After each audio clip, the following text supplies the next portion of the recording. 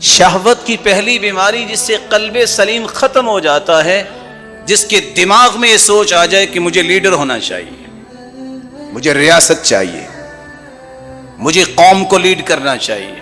آپ نیکی میں بھی لیڈ کر سکتے ہیں، وہ امام بھی کرتا ہے، خطیب بھی کرتا ہے، پڑھانے والا بھی کرتا ہے، مربی بھی کرتا ہے، معلم بھی کرتا ہے، مدرس بھی کرتا ہے، لیکن یہ سوچ کہ میں ہی اس لائق ہوں کہ مجھے لیڈر مانا جائے، یہ بیماری ایسی ہے جس دل میں آ جائے وہ قلب سلیم نہیں رہ سکتا۔ اس لیے اللہ کے رسول صلی اللہ علیہ وسلم نے فرمایا تھا، انکم ستحرسون علی الامارہ، تم حرص کرو گے کہ امارت مجھے مل جائے، مجھے مل جائے، وانہا ستکون ندامہ، یہ تمہارے لیے شرمندگی ہی شرمندگی۔ ما من رجل یلی عشرة فما فوقها الا وقد اتى اللہ مغلولا یوم القیامہ، 10 کا بھی جو امیر بن جائے، قیامت کے دن اس کے ہاتھ اللہ کے سامنے جب پیش ہوگا نا تو اس کے ہاتھ بندھے ہوئے ہوں گے، یہ دونوں ہاتھ اس کی گردن کے ساتھ بندھے ہوئے ہوں گے۔ کب تک نہیں کھلیں گے؟ جب تک یہ حساب نہیں دے گا۔ فکہو برہ، اس کے ہاتھ اس کی صرف نیکی کھلائے گی، او بقاہو اسمہ، اور اس کے گناہ جو ہیں اسے مزید قیدی بنا دیں گے۔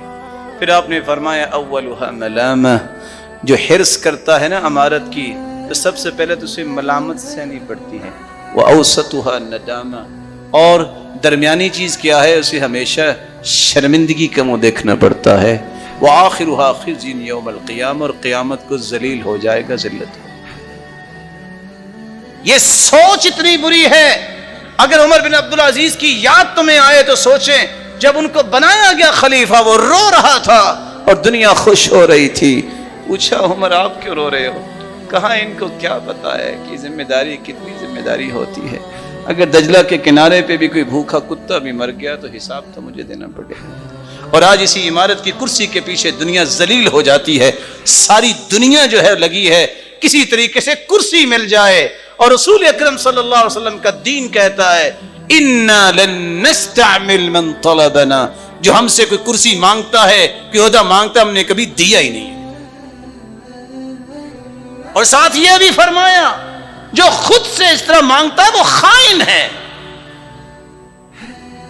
کمال کی بات ہے، یحییٰ بن معاذ نے کہہ دی، فرمایا وہ شخص من تشم منہ رائحۃ الرئاسہ لا یفلح، جس سے تمہیں محسوس ہونا کہ وہ اس طرح کی خواہش رکھتا ہے، تمہیں خوشبو آئے یہ کرسی کا پجاری ہے، یاد رکھنا پوری زندگی کامیاب نہیں ہوگا۔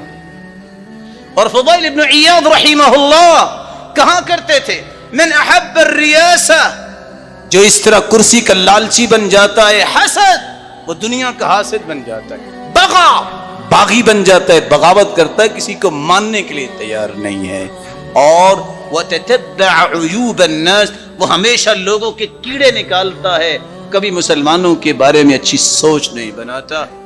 وَيَكْرَهُ أَن يُحْمَدَ أَحَدٌ يُذْكَرَ أَحَدٌ بِخَيْرٍ، اس کے سامنے کسی بندے کی تعریف کر دو اسے پسند ہی نہیں آتا۔ اللہ ذوالجلال ایسی سوچ ہی شہوت ہے۔ کیا کمال تھے اللہ کے رسول کے صحابہ۔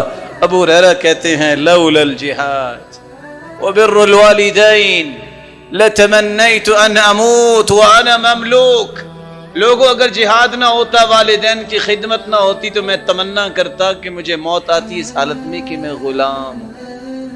اس سے انسان اطاعت کرتا ہے۔